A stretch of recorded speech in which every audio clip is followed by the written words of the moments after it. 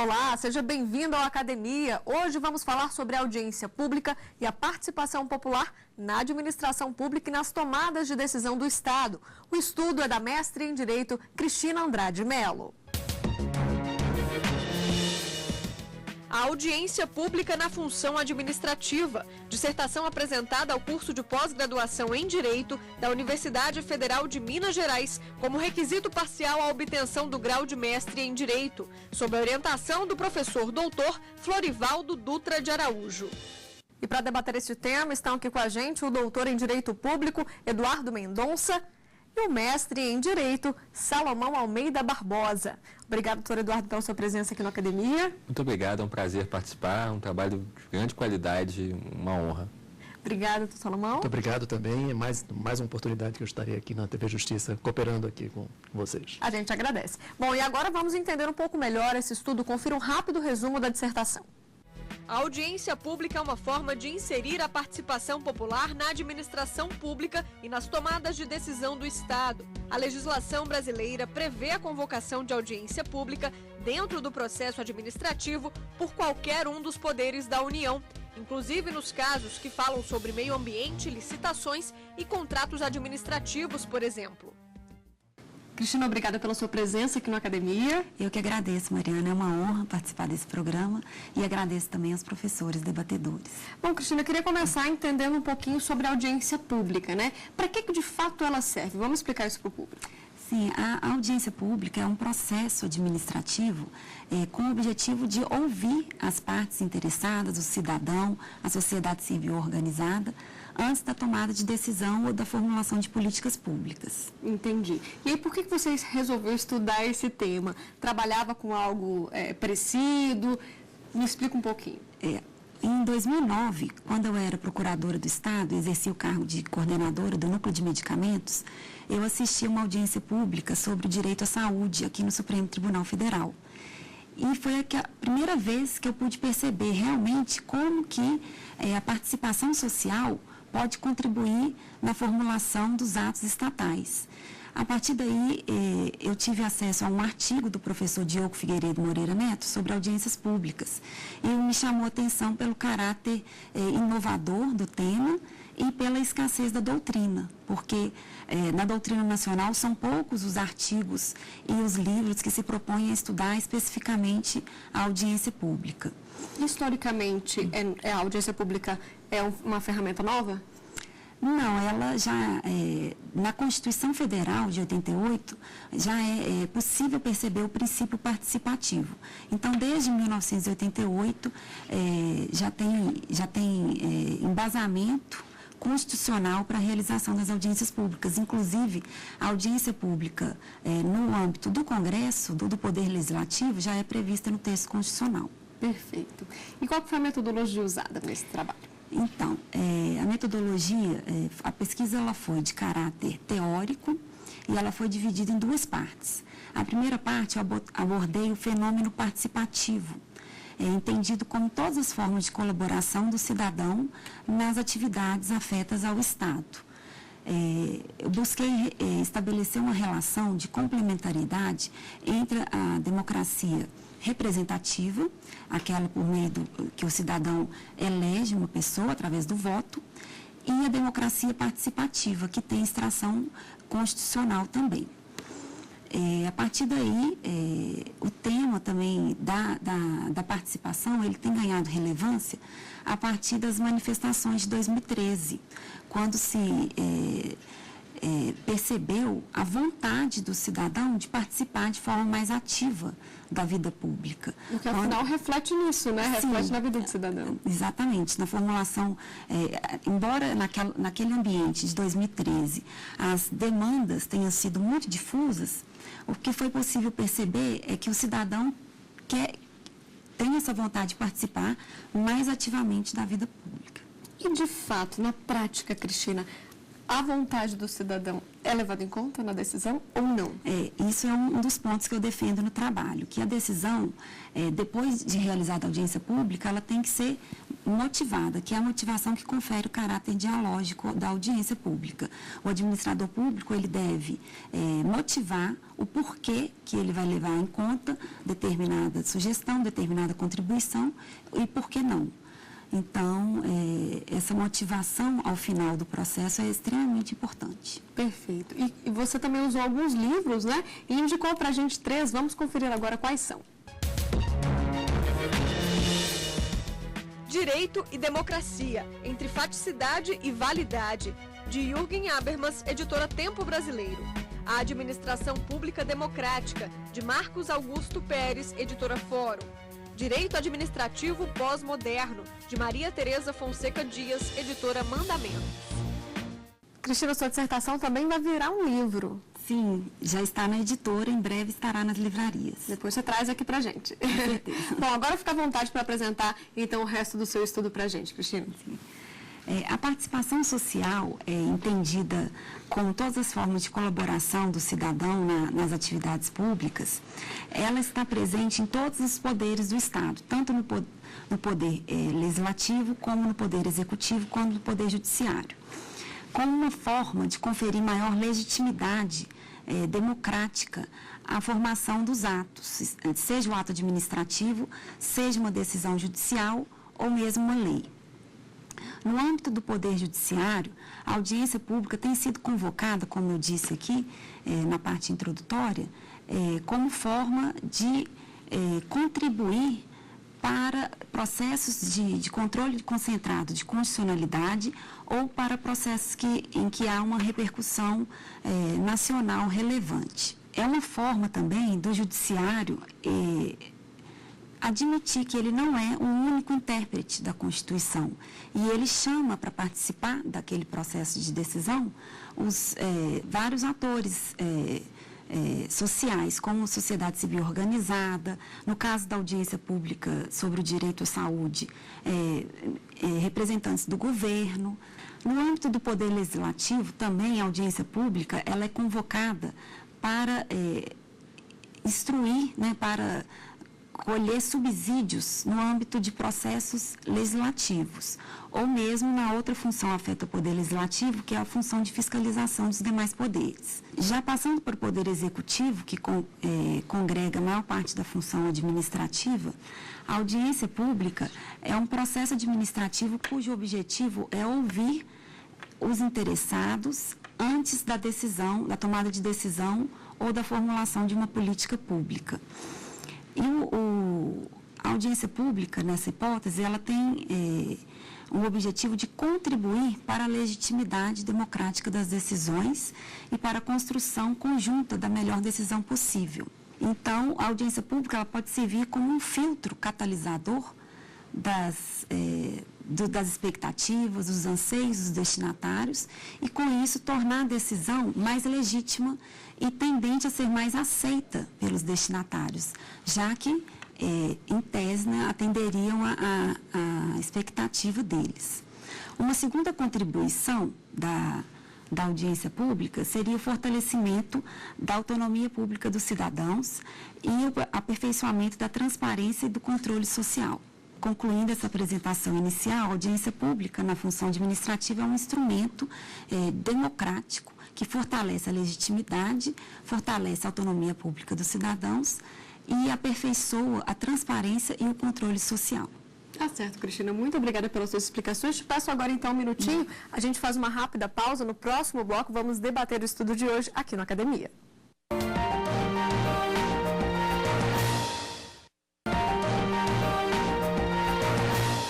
Estamos de volta e hoje a gente fala sobre a audiência pública na função administrativa. A dissertação é da mestre em Direito, Cristina Mello. Vamos então para o debate. Salomão, por gentileza, a sua pergunta? Claro, vamos ao debate. Cristina, o seu trabalho você dissertou muito bem e fez a divisão da audiência pública nas três funções, a legislativa, a jurisdicional e a administrativa. Aqui no âmbito do Supremo Tribunal Federal, eu tenho percebido um estrondoso sucesso das audiências públicas. Eu cito vários, o direito à saúde, a anencefalia, as células-tronco, né? Inclusive, tem momentos que a gente não tem nem lugar para abrigar todo. Eu vi pessoas sentadas no chão, tanto interesse do Brasil inteiro aqui. Isso parece-me que não tem acontecido no âmbito do Congresso Nacional, né? O que você acha disso, Cristina? Qual é a sua opinião sobre isso? Há também na função administrativa, tem notícia, uma audiência aqui convocada aqui no âmbito do Distrito Federal para debater as tarifas públicas de energia elétrica. Então, estavam representantes das concessionárias, da ANEEL. Para você ter uma ideia, Cristina, fizeram uma pesquisa lá, só descobriram um consumidor, um usuário que estava presente nessa audiência pública, né? Será que há um desinteresse da população? O que você acha, Cristina? Realmente, a ciência jurídica não é capaz de explicar isso. A gente teria que passar para o âmbito da ciência política. E, realmente, o brasileiro não tem essa cultura da participação. E a cultura da participação, ela só vai vir com o amadurecimento das nossas instituições, do amadurecimento desse canal de comunicação entre o Estado, cada vez mais, entre o Estado e o cidadão, vai ser com o decurso do tempo mesmo que isso pode acontecer. Embora, de uns tempos para cá, a gente tenha observado um maior interesse da população nas questões da vida pública, porque a população está começando a descobrir que tudo interfere na sua vida. Então, a audiência pública, inclusive, ela tem esse caráter pedagógico, sabe? De chamar o cidadão, de ensinar o cidadão a exercer sua cidadania e a exercer a democracia. Embora não seja o objetivo principal da audiência pública, é um objetivo correlato bastante interessante, que a administração pública ela deve promover, deve incentivar esses debates e chamar a população para decidir em conjunto. Você colocou no seu trabalho, inclusive, né? Então, quais seriam os mecanismos que nós poderíamos imaginar para incentivar mais o público, né, o cidadão a ser muito mais efetivo aí nas audiências públicas? O que você acha, Cristina? O que nós poderíamos fazer? Eu acho que a primeira questão seria de ordem mais jurídica falando, seria uma ampla divulgação da audiência pública. A partir do momento que a autoridade competente ela decide convocar uma audiência pública, seja por força de lei ou por força de uma questão que ela entenda relevante, essa divulgação dessa decisão ela tem que ser extremamente ampla. É isso que vai decidir o sucesso ou fracasso da audiência. Então, a administração ela deve utilizar de todos os meios possíveis. A fixação de cartazes, utilização de redes sociais, utilização de avisos nos sites institucionais, propaganda em rádio, televisão, o máximo que ela puder fazer. Por isso que ela é pública, né? Exatamente. E a gente não vê, né, essa divulgação. E a audiência vem do audire, que significa ouvir. Então, se o cidadão não estiver lá para ser ouvido, de nada adiantará. Você colocou, achei muito interessante, o right of being heard dos americanos, o direito de ser ouvido, né, o direito de ser consultado. Exatamente. Isso é um mecanismo fantástico de participação democrática, não tenho dúvida disso. Um direito anglo-saxão constitucional básico, o direito de ser ouvido. Cristina, parabéns de novo, um trabalho muito bem pesquisado, muito interessante. Eu gostaria de focar num outro risco, quer dizer, um risco mencionado, tanto pelo Salomão quanto por você, é a falta de interesse. Mas pior do que a falta de interesse é o interesse seletivo. Portanto, o risco de que a audiência pública acabe se convertendo em um canal de captura do poder público por interesses organizados. Quer dizer, a ideia romantizada de que o cidadão participa e coloca os seus interesses de forma harmônica, de forma participativa e ampla, ela não corresponde verdadeiramente ao que se tem observado na maior parte dos casos. E aí surge o risco de que os segmentos organizados capturem a audiência pública, manifestem os seus pleitos e o poder público acabe se vendo na contingência de atendê-los, muitas vezes não atendendo ou desatendendo o interesse mais amplo. Como Salomão colocou, essa audiência pública recente, a gente tinha um consumidor, mas tinha segmentos organizados. E por vezes vão os consumidores atuais que estão organizados, mas não vão os consumidores potenciais que não estão organizados e seriam os mais frágeis nessa cadeia. Como é que você analisa o risco de um mecanismo que em si é muito potencialmente muito bom, ser convertido em dominação de interesses especiais organizados. Isso realmente é uma deficiência da audiência pública, assim como outras deficiências que eu abordei ao longo do trabalho, como a falta de cultura participativa do cidadão. Isso realmente é um risco que existe, principalmente porque as minorias elas são extremamente articuladas, ao passo que a maioria dos consumidores, dos cidadãos, não são. Então, aquele interesse público defendido numa audiência pública por uma minoria pode não representar o interesse público verdadeiramente, o interesse da maioria, pelo menos, né? Então, isso é um risco e o administrador público que preside a sessão, ele deve ficar atento se aquela contribuição, se aquela sugestão, ela representa realmente o interesse público ou o interesse de uma minoria articulada. Porque senão, ela pode ter o efeito inverso. Quer dizer, como a gente mencionou e você mencionou, quer dizer, no momento em que a democracia representativa está com dificuldades operacionais, uma vez feita a audiência pública e verbalizados certos interesses, mesmo que ela não seja exatamente vinculante, fica difícil, cria-se um custo político para não se atender àqueles pleitos que foram verbalizados e que podem ser incompatíveis com o atendimento de interesses públicos mais amplos. Então, como é que você vê essa questão da vinculatividade, que mesmo não sendo formal, acaba sendo uma indução do resultado, uma indução da atuação administrativa?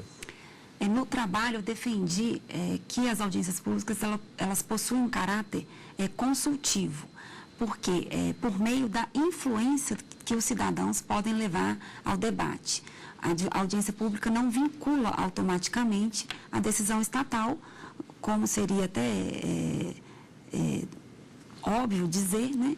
Porque a audiência pública ela não se revela num plebiscito, por exemplo, que tem opiniões sim ou não, né?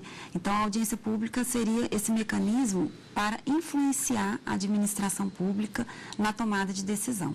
É como se fosse assim, o Estado ouve o que a população quer, mas não necessariamente a decisão vai ser tomada de acordo com o que aquele cidadão sugere. Sim. E é por isso que eu defendo que a decisão deve ser motivada, porque é a motivação que confere o caráter dialógico à decisão. Na motivação da decisão, o administrador público ele deve dizer por que ou não ele está acatando aquela sugestão, aquela contribuição. O administrador público ele deve ponderar todos os interesses relevantes antes da tomada de decisão. É nesse sentido que eu defendo a motivação da decisão. E a motivação também permite um controle intersubjetivo dessas capturas, porque uma vez que haja motivação, a eventual pressão exagerada, indevida de um segmento acaba ficando mais clara e mais perceptível. Então, nesse sentido, talvez a motivação seja o nosso elemento libertador. Sim. Até porque a gente não imagina que a captura não vá acontecer ou não possa acontecer sem audiência pública. Ela pode ser informal. E a audiência pública tem a vantagem de colocar as coisas em ambiente transparente. Você acha que essa transparência, por si só, é mais relevante do que a participação efetiva, do que o input, a contribuição? Ou você acredita realmente que a audiência pública possa trazer contribuições inovadoras que não estavam na mesa antes do processo? Eu acho que sim, principalmente pela sociedade civil organizada, que temos vários exemplos de sociedade civil bastante organizada que podem trazer contribuições para o poder público. A administração pública, quando ela coloca um assunto em debate, numa audiência pública, ela torna sua ação mais transparente, ela publiciza sua intenção. E ela confere maior acesso às informações estatais. E isso favorece a transparência, o acesso à informação estatal são pressupostos basilares do controle social. Quer dizer, não se exige que se fiscalize sem o conhecimento. A ministra Carmen Lúcia, ela diz naquele livro sobre os princípios da administração, exatamente isso, que não se exige que se fiscalize o que não se conhece. Então, a audiência pública ela pode realmente contribuir para a transparência e para o acesso às informações estatais. Por isso é tanta relevância um trabalho como o seu, porque você parte da premissa da democracia deliberativa, a importância de que haja uma comunhão de argumentos, e sem romantizar a ideia, da qual eu também sou adepto, é mais importante os argumentos serem expostos em público do que a suposição de que o debate vai ser realmente desinteressado. Tem um autor alemão chamado Dieter Green que fala uma coisa muito verdadeira. É mais importante como vitrine do que como debate real. As pessoas já sabem o que querem, os interesses já são comunicados de antemão, mas aquilo publiciza esse jogo de interesses, o que é mais importante do que o debate em si, muitas vezes.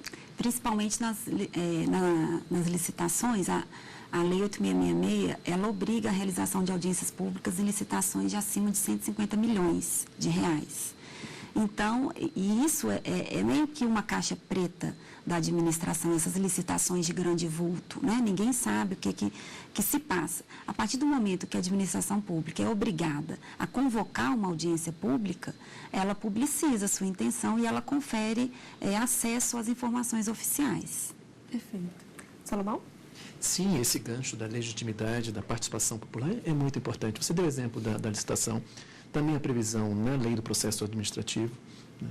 E também, veja bem, como eu falei, eu acho que nós começamos bem, só o fato de termos a previsão na Constituição, em várias leis, a previsão normativa da audiência pública, isso por si só é muito relevante. Eu acho que, é claro, é um mecanismo ainda novo, incipiente, mas nós temos percebido, pelo menos nos últimos 5 anos, uma participação popular muito mais efetiva, com as redes sociais, com a internet. Então, precisamos levar isso às audiências públicas, né? O Supremo tem feito uma coisa muito boa, que é tentar sempre equilibrar os lados. Então, ele convida, não só espera que os segmentos organizados venham, porque eles naturalmente virão quem já está organizado. Mas quando você convida ativamente o outro lado, garante um ambiente mais plural. Talvez se pudesse transportar essa ideia com mais eficácia para a administração pública, porque a gente sabe que muitas vezes são capturadas inteiramente pelos segmentos já organizados. Bom, infelizmente nosso tempo chega ao fim. Cristina, agradeço a sua participação aqui no nosso programa. Eu que agradeço, Mariana. O tema é de extrema relevância, é muito bom a gente trazer esse debate, né, para a área acadêmica. Muito obrigada. Nada. Agradeço também nossos debatedores, doutor Eduardo, muito obrigada. Muito obrigado, uma honra. Salomão, muito obrigada. Muito obrigado também. Bom, e se você tiver interesse em apresentar a sua dissertação ou tese, é só mandar um e-mail para a gente, academia@stf.jus.br. Para rever o Academia desta semana, basta acessar o endereço que você vê aí na sua tela, tvjustiça.jus.br. Obrigada pela companhia e até semana que vem.